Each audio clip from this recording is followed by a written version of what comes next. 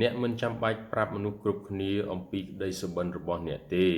សូមឲ្យសកម្មភាពរបស់អ្នកនិយាយជំនួសអ្នកទៅចុះ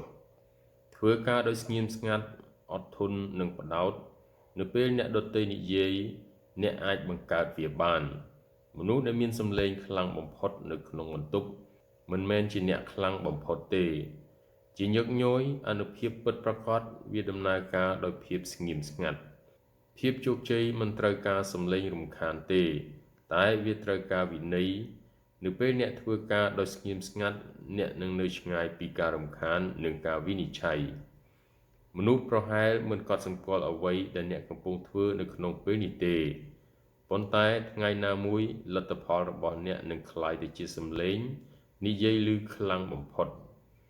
សូមឲ្យការងាររបស់អ្នកមានពន្លឺភ្លឺជាងពាក្យសម្ដីរបស់អ្នកចូលចងចាំថាផ្កាមិនបង្កើតសម្លេងរំខាននៅពេលដែលវារីកទេវាគ្រាន់តែបង្ហាញសម្រស់របស់វាប៉ុណ្ណោះដូច្នេះធ្វើការដោយភាពស្ងៀមស្ងាត់ហើយធ្វើឲ្យភាពជោគជ័យបង្កើតបានជាសម្លេងនិយាយប្រាប់គេទៅ